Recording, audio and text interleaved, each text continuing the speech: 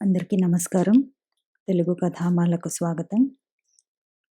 ఈరోజు మంచి కథ చదువుకుందాము. మనసంతా నువ్వే. రాసిన వారు న్యాయపతి కమలారాంజీ గారు. నవ్య వీక్లీ నుంచి తీసుకున్నాను. ఆ రోజు కార్తీక పౌర్ణమి. అన్ని కోవెళ్ళు భక్తులతో కిటకిటలాడుతున్నాయి. ఉదయం నుండి ఉపవాసం ఉన్న భక్తులు సూర్యభగవానుడు సంధ్యాదేవి ఒడిలో సేద తీరుతున్న సమయాన కార్తీక దీపాలు వెలిగించి ఆ భగవంతునికి భక్తితో తమ హృదయ వేదనల్ని విన్నవించుకుంటున్నారు. కార్తీక దీపకాంతులతో ఇంచుమించు ఊరంతా కలకలలాడుతోంది. 65 సంవత్సరాలు పైబడిన వసుంధర నెమ్మదిగా వచ్చి తులసికోట దగ్గర మట్టి ప్రమిదల్ని వెలిగించింది. ఆ దీపకాంతుల మధ్య పండు ముత్తైదువులా ఉన్న ఆవిడ ముఖం మీది ముడతలు వార్ధక్య లక్షణాలని స్పష్టంగా తెలియజేస్తున్నాయి. పచ్చటి మేని ఛాయ, పసుపు రాసుకున్న ముఖం, నుదుట నయా పైసంత కుంకుమ బొట్టు, 2 చేతుల నిండా ఎర్రటి మట్టి గాజులు, వెడల్పు జరీ అంచున్న ఎర్రటి చీరలో వసుంధర నిండైన విగ్రహంతో మారువేషం వేసుకొచ్చిన పార్వతీదేవిలా ఉంది. ఆ సంధ్యవేళ ఆమె వెలిగించిన దీపాలు వింత కాంతుల్ని వెదజల్లుతున్నాయి. శ్రీనివాసరావు గారు వాకిట్లో ఒక మూల సరిగ్గా లైటు వెలుతురు పుస్తకం మీద పడేలా వాలుకుర్చీ వేసుకుని భక్తి పుస్తకాలు చదువుతూ దైవధ్యానంలో మునిగిపోయి ఉన్నారు. వసుంధర వడపప్పు, అరటిపళ్ళు తులసమ్మకి నైవేద్యం పెట్టి అగరవత్తులు వెలిగించి భక్తితో కనులు మూసుకొని కొంతసేపు భగవంతుని ధ్యానం చేసుకుంది. ఆవిడికి కీళ్లవాపులు. కూర్చుంటే లేవలేదు, లేస్తే కూర్చోలేదు. అమ్మా అబ్బా అని ఆయాసపడుతూనే నెమ్మదిగా అన్ని పనులు చేసుకుంటుందావిడ. తదేకంగా ఆవిడ్నే చూస్తున్న శ్రీనివాసరావు గారు అన్నారు, మనం పడమటి దిశకు చేరుకున్నాం వసు. పిల్లలు పెద్దవాళ్ళైపోయి అమెరికాలో సెటిల్ అయిపోయారు. వాళ్ళిప్పుడు విదేశీ గాలి పీల్చుకుంటూ విదేశీ సంస్కృతి వంటబట్టించుకుంటున్నారు. అవునండి, వాళ్ళకి ఈ దేశం అక్కర్లేదు, మాతృభూమి మాతృభాష అక్కర్లేదు. మనల్ని అక్కడికి వచ్చేయమంటారు. కానీ మనం ఈ మట్టి వదిలి వెళ్ళలేము అంది ఆవిడ నిట్టూరుస్తూ. పోనీలే వసు, రెక్కలొచ్చిన పక్షులు ఎగిరిపోక తప్పదు. రెక్కలు విరిగిన మనం ఎన్నాళ్ళుంటాం చెప్పు. వాసాంసి జీర్ణాని యథా నిహాయ నవాని గృహ్లాతి నరోపరాణి తథా శరీరాని విహాయ జీర్ణా న్యూనాని సంయాతి నవాని దేహి. మానవుడు ఏ విధంగా పాత వస్త్రాలను వదిలిపెట్టి వేరే కొత్త వస్త్రాలను ధరిస్తూ ఉంటాడో అట్లే దేహాలను ధరించుచున్న ఆత్మ నశించిన పాత శరీరాలను వదిలిపెట్టి కొత్త శరీరాలను ధరిస్తూ ఉంటుంది. పునరపి జననం పునరపి మరణం. అవును, మన భౌతిక శరీరాలు ఈ మట్టిలోనే కలిసిపోవాలి. అదే నా కోరిక కూడా. కానీ వసు, కనీసం ఆఖరి చూపుకైనా వాళ్ళు వస్తారంటావా? నాకు మాత్రం నమ్మకం లేదు. ఆయన స్వరంలో బాధ సుళ్ళు తిరిగింది. పిల్లలు మన దగ్గర లేరు, అంత దూరంలో ఉన్నారన్న చింత మీలో బాగా ఉన్నట్టుంది. ఏ విషయమైనా పదే పదే తలుచుకుని మనసుని కష్టపెట్టుకోవటం అనవసరం. అలాగని నిరంతరం మనల్ని ప్రశ్నించే మనసుని అణగదొక్కమనటం లేదు. అసలు మనం ఎవరం? నిమిత్త మాత్రులం. మన చేతుల్లో ఏమీ లేదు. అంతా ఆ పైనున్న పరమాత్ముడి చేతిలోనే ఉంది. విరక్తితో కూడిన చిరుమందహాసం ఆవిడ పెదవుల మీద కదలాడింది. ఇద్దరూ లోపలికి నడిచారు. తెల్లవారింది. అందరూ దైనందిన కృత్యాల్లో మునిగిపోయారు. అప్పుడే స్నానం చేసి ఇవతలికి వచ్చారు శ్రీనివాసరావు గారు. ఆయన శరీరం మీద అక్కడక్కడ ఆరకుండా మిగిలిన నీటి బిందువులు ఆ ఉషఃకాంతిలో వింతగా మెరుస్తున్నాయి. ఏవండి అన్న పిలుపు వినిపించింది వీధి గుమ్మం వైపు నుండి. ఎవరు అంటూ అటువైపు వెళ్లారు శ్రీనివాసరావు గారు. మేము ఈ పక్కింట్లో అద్దెకి దిగామండి. నిన్న సాయంత్రం మిమ్మల్ని చూశాను. ఊరికే తోచక మిమ్మల్ని పరిచయం చేసుకుందామని ఇలా వచ్చాను. అతను 70 ఏళ్ల వృద్ధుడైన 6 అడుగుల ఆజానుబాహువు. ఆ వయసులోనే అంత అందంగా ఉన్నాడంటే మంచి వయసులో ఉన్నప్పుడు ఎలా ఉండేవాడో. వయసు మీద పడిన వర్చస్సు ఏమాత్రం తగ్గలేదు. దళసరి కళ్ళజోడులో నుంచి పరికించి చూస్తున్న ఆయన్ని శ్రీనివాసరావు గారు రమ్మని మర్యాదగా ఆహ్వానించారు. ఇద్దరు హాల్లో కూర్చున్నారు. అసలే కబుర్లు చెప్పేవాళ్ళు లేక బోరు కొట్టి చస్తున్న శ్రీనివాసరావుకి అతని రాక చాలా సంతోషం కలిగించింది. మేం ఈ పక్కింట్లో ఈ మధ్యనే దిగాం. నాకు ఒక్కడే కొడుకు. నా కొడుకు కోడలు ఇద్దరూ ఉద్యోగాలకు వెళ్ళిపోతే నాకు ఏమీ తోచదు. 25 సంవత్సరాల క్రితమే నా భార్య పోయింది. టీవీ చూద్దామన్నా ఎంతకని టీవీ చూస్తాం చెప్పండి. టీవీ సీరియల్స్ చూసి మనలాంటి వాళ్ళు కొత్తగా నేర్చుకోవాల్సింది ఏమీ లేదు. ఎవరు అసహ్యించుకున్నా, ఎవరు ఆనందించినా, ఎవరు తిట్టుకున్నా టీవీ సీరియల్స్ తీసేవాళ్ళు వాళ్ళ పద్ధతిలో వాళ్ళు తీస్తూనే ఉంటారు. అంతా కమర్షియల్ యుగం అయిపోయింది. పోనీ ప్రశాంతంగా దేవుణ్ణి ధ్యానిద్దామంటే, ఈ దేవుళ్ళ మధ్య కూడా పోటీతత్వం పెరిగిపోయింది. మీ దేవుడు, మా దేవుడు అంటూ గొడవలకి దిగే భక్తులు ఎక్కువయ్యారు. ఇంకేం చేయటం చెప్పండి? గలగలా మాట్లాడేస్తున్న అతన్ని చూసి ముచ్చటేసింది శ్రీనివాసరావుకి. వసుంధర కాఫీ కప్పులు తెచ్చి అక్కడ పెట్టింది. అతని వైపు సరిగ్గా చూడలేదు. మా ఆవిడ పరిచయం చేశాడు శ్రీనివాసరావు. నా బాల్యం, కాలేజీ చదువు అంతా విజయనగరంలోనే. ఉద్యోగం మాత్రం హైదరాబాద్‌లో దొరికింది. వివాహం అక్కడే జరిగింది. గొప్పింటి పిల్లని మా నాన్నగారు ఏరికోరి పెళ్లి చేశారు. పెళ్ళైన 3 ఏళ్ళు అనుమానంతో నాకు నరకం చూపించింది. ముళ్ళకంపకి చీర కట్టినట్టున్న ఆమెతో ఎలాగో కాపురం చేశాను. కొడుకు పుట్టాడు. అంతే, అదేదో మాయదారి జబ్బొచ్చి చనిపోయింది. అదృష్టం అందరిని వరించదండి. మీరు అదృష్టవంతులు. అడిగినా, అడక్కపోయినా తన విషయాలన్నీ చెప్పుకొచ్చిన అతను ఆఖరి మాట దేనిని దృష్టిలో పెట్టుకునన్నాడో తెలీదు. విజయనగరం అన్న మాట వినేసరికి వసుంధర తనువు, మనసు పులకించిపోయాయి. ఆమెలో ఒక్కసారిగా చైతన్యం కలిగింది. అనుకోకుండా ఆవిడ అడిగింది, మీరు ఏ వీధిలో ఉండేవారు అని. షారఫ్ ఖానా వారి వీధిలో ఉండేవాళ్ళం. దాన్నే ఇప్పుడు గురజాడ అప్పారావు గారి వీధి అని అంటున్నారులెండి. ఎందుకంటే ప్రఖ్యాత కవి, నాటకకర్త అయిన గురజాడ అప్పారావు గారు ఆ వీధిలోనే ఉండేవారు. వారి ఇంటి పక్కనే వారి పేరు మీద గురజాడ గ్రంథాలయం ఇప్పటికీ ఉంది చెప్పాడతను. వసుంధర అణువణువు ఆనందంతో తొణికిసలాడుతోంది. సూటిగా అతని ముఖంలోకి చూడకుండా కొద్దిగా తలదించుకుని మాట్లాడుతోందావిడ. విజయనగరం గురించి ఎవరైనా మాట్లాడుకున్నా, ఆ పేరు విన్నా ఆవిడ సంతోషం పట్టలేదు. ఆవిడికి ఆ విజయనగరంతో ఉన్న అనుబంధం అలాంటిది. అక్కడికి దగ్గరగా విజయనగరం మహారాజా వారి కోట, కోట చుట్టూ శత్రువులు, కోటలోకి ప్రవేశించకుండా దృఢంగా కట్టబడిన కందకం, ఎదురుగా బొంకుల దిబ్బ, కోటకి పక్కన 3 కోవెళ్ళు, ఇటువైపు 3 లాంతర్లు, ఆ పక్కనే పైడితల్లి అమ్మవారి గుడి, ఏటేటా జరిగే సిరిమాను పండగ. ప్రతి ఏటా అమ్మవారు వచ్చి కోటగుమ్మానికి ముమ్మారు వంగి దండం పెట్టి రాజా పురోహితుడిచ్చే పసుపు కుంకుమలు స్వీకరించటం. కొంచెం దూరంలో మహారాజా వారి కళాశాల, సంగీత కళాశాల, హస్తబలు హాలు, ముఖ్యంగా ఘంటస్తంభం, పెద్ద బజారు, కన్యకా పరమేశ్వరి కోవెల, కాలేజీకి ఎదురుగా కుడివైపు పెద్ద చెరువు. ఓహ్! ఒకటేమిటి, ఎన్నో ఎన్నో జ్ఞాపకాలు. ఆవిడ స్మృతిపథంలో ఏవో చిన్న చిన్న అలలు. మీ పేరు? అప్పుడు తలెత్తి చూసింది. నా పేరు రాజశేఖరం. మా ఇంటి పేరు రుద్రా భట్ల. అతని జవాబులో ఎక్కడో చిన్న కొంటెతనం తొంగి చూసినట్టు అనుమానం. వసుంధర మనసు ఝల్లుమంది. ఆవిడ హృదయం ఆనందోత్సాహాలతో తీయగా మూలిగింది. ఆవిడ మనసులో మాటలకందని వింత అనుభూతి, వర్ణించలేనంత ఆనందం పురివిప్పిన నెమలిలా నాట్యం చేయసాగింది.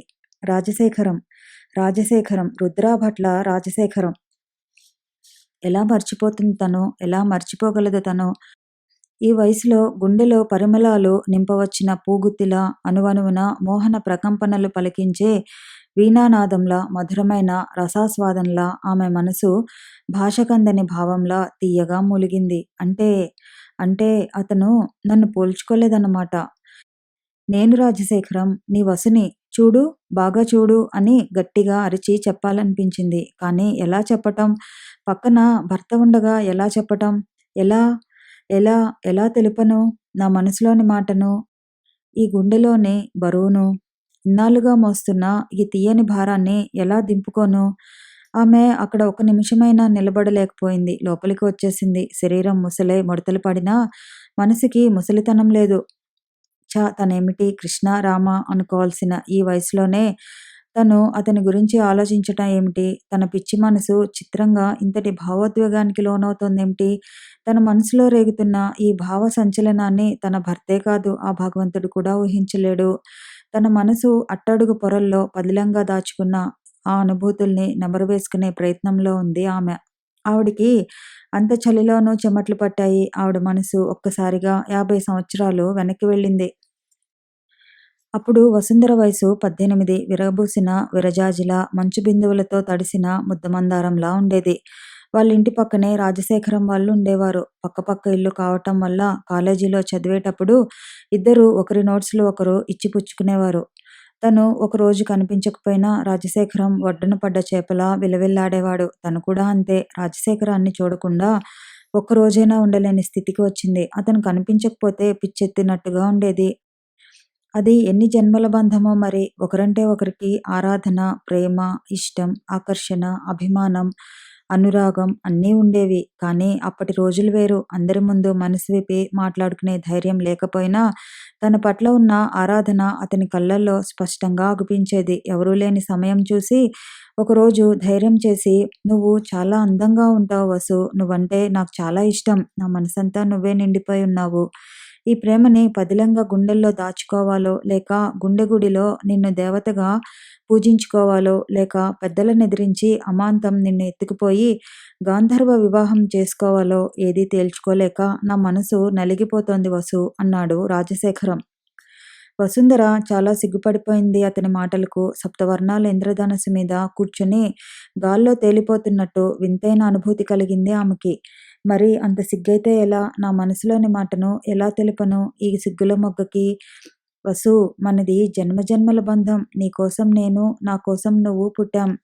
నీవు లేని జీవితం ఊహలో కూడా భరించలేను. అంతెందుకు, నువ్వు లేని నేను లేను. నువ్వు నా దానివి. నిన్ను నా నుండి ఎవరూ వేరు చేయలేరు భావోద్వేగంతో పలుకుతూ సున్నితంగా ఆమె చేయి నొక్కి వదిలిపెట్టాడు రాజశేఖరం. కానీ విధి వక్రించింది. ప్రతి ప్రేమ కథల్లాగే వారిద్దరి ప్రేమ కథ కూడా అర్ధాంతరంగా ముగిసిపోయింది. విషయం తెలిసి రాజశేఖరం తండ్రి అంతెత్తు ఎగిరాడు. మన శాఖ వేరు, వాళ్ళ శాఖ వేరు. మన అంతస్తు వేరు, వాళ్ళ అంతస్తు వేరు. వాళ్ళ అంతస్తుకి చేరుకోవటానికి ఎన్ని జన్మలెత్తాలిరా? ప్రేమ దోమ అన్నావంటే పళ్ళు రాలగొడతాను. నోరు మూసుకుని ఉండు. అయినా మేమంతా ప్రేమించి పెళ్లి చేసుకునే కాపురాలు చేశామా? మేం హాయిగా లేమా? అంత ఘాటు ప్రేమని గుండె గుప్పెట్లో దాచేసుకుని మరీ నోరు మెదపలేదు రాజశేఖరం. ఆ కాలంలో పెద్దలనెదిరించటం, లేచిపోవటం, కనిపించిన వాళ్ళ మనసుల్ని కష్టపెట్టడం అలాంటివన్నీ లేవు. ఫలితంగా వసుంధర ఇష్టాయిష్టాలతో పని లేకుండానే కాలేజీ లెక్చరర్ అయిన శ్రీనివాసరావుతో ఆమె వివాహం జరిగిపోయింది. వివాహం అయిన తర్వాత అది మొదటి రాత్రి. మధ్యాహ్నం కాసేపు కునుకుతీయమ్మా, ఈరోజు శోభనం తెలిసిందా? తెల్లవార్లు నిద్ర ఉండదు చూసుకో అంది వదిన హాస్యంగా. మెడలో పచ్చగా మెరిసిపోతున్న మంగళసూత్రాల్ని ఒకసారి తదేకంగా చూసుకుని నెమ్మదిగా కళ్ళు మూసుకుంది ఆమె. నెమ్మదిగా తలుపు తెరుచుకుని అతి నెమ్మదిగా అడుగులో అడుగు వేసుకుంటూ వచ్చిన వసుంధరని అతను విప్పారిత నేత్రాలతో చూస్తుండిపోయాడు. ఇంత అందం ఈ క్షణం నుంచి తన స్వంతం అన్న తలంపు రాగానే ఆనందం పట్టలేకపోయాడు. గుండ్రటి ముఖం, కలువరేకుల్లాంటి కళ్ళు, సంపెంగల కొనదేలిన నాసిక, ఊరించే పెదవులు, ఎత్తైన వక్ష సంపద, త్రాచుపాములా నిగనిగలాడుతున్న పొడవైన జడ, సౌందర్యాన్నంతా కుప్పపోసినట్లున్న అందాల రాశి దగ్గరకు రాగానే ఆమె కళ్ళలోకి ఆరాధనగా చూస్తూ తమకంగా ఆమె పెదవుల్ని సుతారంగా ముద్దు పెట్టుకున్నాడు. ఆమె మత్తుగా కన్నులు మూసుకుని ఉంది. అతని చేతులు నెమ్మదిగా కిందికి జారి నడుము వంపుల్ని తాకి గిలిగింతలు పెట్టాయి. మొట్టమొదటిసారిగా తనవు మనసు ఏకం కావలసిన శుభగడియలవి. అతను అప్రయత్నంగా ఆమె వక్షస్థలం మీద చేతులు ఉంచాడు. ఆమె అడ్డు చెప్పలేదు. తన్మయత్వంలో ఉంది. ఇద్దరూ పరవశంతో ప్రేమగీతం పాడుకుంటున్న వేళ రాజశేఖరం, రాజశేఖరం మత్తుగా పలికాయి ఆమె పెదవులు. హఠాత్తుగా తేరుకుని లేచి గతుక్కుమంది వసుంధర. ఆమె దిగ్భ్రమ నుండి తేరుకునే లోపునే శోభనం గదిలోకి పంపారు ఆమెని. శ్రీనివాసరావుతో శోభనం. ఆ రాత్రి తొలి రాత్రి. ఆమె మనసు తీవ్రంగా ఆలోచించసాగింది. ఆమె ఇంతసేపు తను ప్రాణాధికంగా ప్రేమించిన రాజశేఖరంతో మొదటి రాత్రిని ఊహించుకుంది. కానీ హిందూ ధర్మశాస్త్రానుసారంగా తను చేసింది పొరపాటైనా? వివాహిత అయిన స్త్రీ పరపురుషుణ్ణి మనసులో ఆ విధంగా తలుచుకోకూడదు. పెళ్ళి అంటే 100 పంట అని, పెళ్ళిళ్ళు స్వర్గంలో జరుగుతాయని అంటారు. ఏమిటో తన పిచ్చిగాని మంత్రాలు, మంగళసూత్రాలు మనుషుల్ని కలపగలవేమో గాని మనసుల్ని కలపలేవు. ఆమెకి కళ్ళంట నీళ్లు తిరిగాయి. ఆమె నిర్మించుకున్న ఊహాసౌధం నేలకూలినా వివేకం ఆమెను వెన్నుతట్టి లేపింది. హిందూ సంస్కృతి, సంప్రదాయం, సామాజిక కట్టుబాట్లు, వివాహ బంధానికున్న విలువ, వివాహిత స్త్రీ పాటించవలసిన ధర్మాలు అన్నీ ఆమెకు తెలుసు. ప్రేమ ఒక్కటే జీవితం కాదు. ప్రేమ అన్నది మనసులో ఎప్పటికీ పదిలపరుచుకోవలసిన తీయని అనుభూతి అని అర్థం చేసుకుంది. తనకి ఏమీ కాని రాజశేఖరం కోసం అన్నీ అయిన భర్తని నిర్లక్ష్యం చేయటం న్యాయం కాదు. తర్క వికర్తాలతో అలసిపోయిన ఆమె మనసు కొంతసేపటికి మామూలు స్థితికి చేరుకుంది. శ్రీనివాసరావు ధైర్యంగా ఆమె చెయ్యి అందుకున్నాడు. ఆమె కాదనలేదు, అడ్డు చెప్పలేదు. మంచులో తడిసిన గులాబీలా స్వచ్ఛంగా ఉన్న ఆమె ముఖాన్ని ముద్దులతో ముంచెత్తాడతను. అంతవరకు పురుష స్పర్శ ఎరగని ఆమె ఒక్కసారిగా కదిలిపోయింది. ఆమె శరీరమంతా ఏదో వణకు, నరాలన్నీ జివ్వుమన్నాయి. అతని మృదువైన స్పర్శ తగులుతుంటే ఆమె శరీరంలోని అణువణువు కంపించిపోయింది. వసుంధర రాజశేఖరం పట్ల తనకున్న ప్రేమను గుండెల్లోనే గుప్తంగా దాచుకుంది. కానీ రోజులు గడుస్తున్న కొద్దీ ఆమె మనసు ఆమె మాట వినకుండా మొండికేసింది. ఎంత వద్దనుకున్నా రాజశేఖరం ఆలోచనలు ఆమె మనసు లోపలి పొరల్లో, ఆమె హృదయపు అట్టడుగు లోతుల్లో నేనే నీ సర్వస్వం అన్నట్టుగా పాతుకుపోయాయి. రాత్రి భర్త పక్కన పడుకున్నా కూడా రాజశేఖరం ఆలోచనలు ఆమెను వదిలేవి కావు. ఆమె ఊహలు అతని చుట్టూ అల్లుకుపోయేవి. కానీ అంతరాత్మ మాత్రం ఎదురు తిరిగేది. నువ్వు చేస్తున్న పని తప్పు. భర్తతో కాపురం చేస్తూ పరపురుషుణ్ణి తలుచుకోవటం హిందూ స్త్రీకి ధర్మం కాదు. మన హిందూ సంస్కృతికి విరుద్ధమైన ఆలోచనలు చేయకూడదు అని ఎప్పటికప్పుడు అంతరాత్మ హెచ్చరించటం మొదలుపెట్టింది. ఆమె 2 పిల్లల తల్లైనా కూడా పెళ్ళైన 10 ఏళ్ల దాకా రాజశేఖరం నిత్యం ఆమె ఊహల్లోకి వచ్చేవాడు. నీతో మాట్లాడకుండా నేను ఉండలేను వసు. నేను నీ వాడిని, నువ్వు నాదానివి. నీ దగ్గరకు రాకుండా నన్నెవ్వరూ ఆపలేరు. అతని వెచ్చని ఊపిరి ఆమె ముఖానికి తగిలేటంత దగ్గరగా అతని ముఖం ముంచి గుసగుసగా అనేవాడు. ఉరికే ఊహల్ని వద్దని ఆపటం చాలా కష్టం. ఆ ఊహలతో నిండిన కొత్త శక్తితో అన్ని పనులు ఆమె ఉత్సాహంగా చేసేది. రోజులు సంవత్సరాలుగా మారుతున్నాయి. ఇప్పుడు రాజశేఖరం ఆమె ఊహల్లోకి అంతగా రావటం లేదు. తను ప్రేమించిన రాజశేఖరానికి తను సొంతం కాలేకపోయిందన్న బాధ ఇప్పుడు అంతగా లేదు. అప్పుడు ప్రతిరోజు ఉరుకులు పరుగులతో ఆమె ఊహల్లోకి వచ్చిన రాజశేఖరం ఇప్పుడు అంతగా రావటం లేదంటే అది ఆమె వయసు తెచ్చే మార్పులే కారణం. ఇప్పుడు ఆమె మనసు ఆమె చెప్పినట్టు వింటోంది. శ్రీనివాసరావుకి భార్య అంటే చాలా అభిమానం. వసుంధర కూడా ఎప్పుడూ భర్తకి ఏ విషయంలోనూ ఎదురు చెప్పలేదు.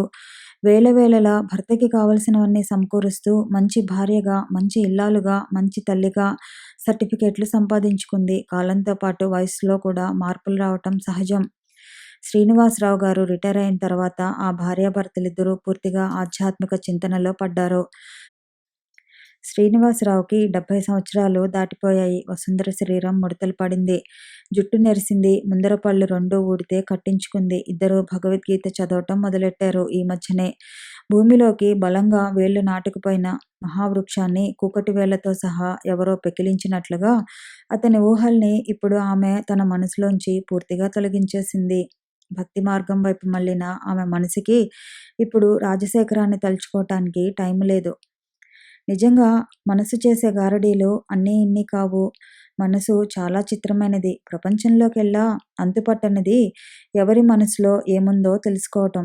ఆమె మనసు లోపలి పొరల్లో ఒకప్పుడు రాజశేఖరం పట్ల అలాంటి ఊహలు ఉండేవని, ఇప్పుడెప్పుడైనా రాజశేఖరం ఆమె ఊహల్లోకి వచ్చినా అప్పటికీ ఇప్పటికీ తేడా ఉందని, అప్పుడు ఏదో స్నేహపూర్వకంగా పలకరించడానికి వచ్చినట్టుగా వస్తున్నాడని ఆమె ఎవరికైనా ఎలా చెప్పి నమ్మించగలదు? చెప్పినా ఎవరు నమ్ముతారు? అయినా చెప్పవలసిన అవసరం ఆవిడకి ఏముంది? ఆవిడ మనసు, ఆవిడ ప్రేమ, ఆవిడ ఇష్టం. ఎవరు కాదనగలరు? ఆవిడ మనసులోని అలజడి ఆ పరమాత్ముడికి తప్ప పరాయి వాళ్ళకి తెలీదు. గత స్మృతుల్లోంచి బయటపడి ఇవతలికి వచ్చి చూసింది వసుంధర. శ్రీనివాసరావు, రాజశేఖరం ఇంకా ఏదో మాట్లాడుకుంటూనే ఉన్నారు. రాజశేఖరాన్ని చూడగానే ఆవిడకొక చిత్రమైన ఆలోచన వచ్చింది. ఈ సమాజంలో పరస్పర ఆకర్షణతో, ఆపేక్షతో, అనురాగంతో కాపురాలు చేసే భార్యాభర్తలు తక్కువ. 2 విరుద్ధ స్వభావాలతో ఉన్న సామాజిక కట్టుబాట్లని గౌరవించి పరస్పర అవసరార్థం సర్దుకుపోయి కాపురాలు చేసే భార్యాభర్తలు ఎక్కువ. వీళ్ళు మన పక్కింట్లో కొత్తగా దిగారు. మనకి మంచి కాలక్షేపం. అన్నట్టు మా ఆవిడది కూడా విజయనగరమే. మీరు చెప్పిన వీధిలోనే ఉండేవారు. వాళ్ళంతా పోయారు. ఇప్పుడక్కడ ఎవరూ లేరు అన్నాడు శ్రీనివాసరావు. అమ్మా మీ పేరేమిటన్నారు? రాజశేఖరం ఎంతో నమ్రతగా అడుగుతుంటే వసుంధరకి ఏడుపొచ్చింది. అతను నిజంగానే తనని పోల్చుకోలేదు. దళసరి కళ్ళజోడు పెట్టుకున్నాడు. పాపం కళ్ళు సరిగా కనిపించవు కాబోల్లే అనుకునేసరికి ఎంతో జాలేసిందావిడికి. నేను వసూని రాజశేఖరం అని భర్త ఎదురుగా ఎలా చెప్తుంది? నా పేరు వసుంధర. నేను ఫలానా వాళ్ళ ఆడపడుచుని జ్ఞాపకాలకి పదును పెడుతూ అంది. అలా అంటున్నప్పుడు ఆవిడ కళ్ళల్లో దాచినా దాగని సంతోషం ప్రస్ఫుటంగా కనిపిస్తోంది. ఓహో! మీరా? అవును. మీ వీధిలోనే ఉండేవారు అన్నాడు రాజశేఖరం ముక్తసరిగా. అతనికి జ్ఞాపకశక్తి పూర్తిగా తగ్గిపోయిందేమో అన్న అనుమానం ఆవిడకి మొదటిసారి కలిగింది. అతను చాలా మామూలుగా మాట్లాడుతున్నాడు. ఆనాటి రూపం ఏది రాజశేఖరానికి? తన ఊహల్లో ఉన్న రాజశేఖరం వేరు. ఇప్పుడు చూస్తున్న రాజశేఖరం వేరు. అసలు తను మాత్రం ఆనాటి వసుంధరేనా తను? ఇప్పుడు వార్ధక్య లక్షణాలతో ఏ మనోవికారమూ లేని వసుంధర తను. కానీ, కానీ ఎక్కడో చిన్న అపశృతి. అతను తనని పోల్చలేకపోవటం ఏమిటి అన్న బాధ ఆవిడ మనసులో గుచ్చుకుంటున్నది. పిసరంత ప్రాణం, రక్తమాంసాలతో నిండిన అస్తిత్వం లేని అస్థిపంజరం మనిషి ఈ శరీరంలో ఉడుకు రక్తం ఉరకలు వేస్తున్నన్నాళ్ళు ఎన్నెన్నో కోరికలు, ఎన్నెన్నో ఆశలు, ఎన్నెన్నో ఆకాంక్షలు, వయసు మళ్ళిపోయి, జవసత్వాలు ఉడికిపోయి, వేడి రక్తం చప్పగా చల్లారిపోయి, మరబొమ్మల్లా మనుషులు మారిపోయాక ఇంకేముంటుంది? ఏమీ ఉండదు. బాగున్నారా? జ్ఞాపకాల్ని తిరగదోడే ప్రయత్నం చేస్తూ అంది వసుంధర. బాగున్నానమ్మా అన్నాడు అతను నవ్వుతూ. అతను తనని పూర్తిగా మర్చిపోయాడని మనసులో నిర్ధారించుకుని భారంగా నిట్టూర్చింది ఆవిడ. కానీ వసుంధరని చూడగానే రాజశేఖరం పోల్చాడని, తన ప్రాణంలో ప్రాణమైన, తన ప్రియమైన వసుంధరేనని తెలిసి చాలా సంతోషించాడని వసుంధరకి తెలీదు. మరో వారం రోజుల తర్వాత వాళ్ళు ఇల్లు ఖాళీ చేసి ఎక్కడికో వెళ్ళిపోయారని తెలిసింది వసుంధరకి. ఆవిడ ఎందుకో క్షణకాలం పాషాణంలా బిగుసుకుపోయింది. అసలు రాజశేఖరం వసుంధరని మర్చిపోతే కదా గుర్తు చేయటానికి.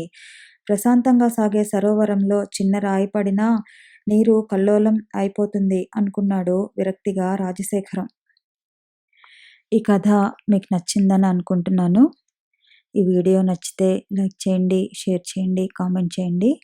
ఛానల్ని సబ్స్క్రైబ్ చేయండి.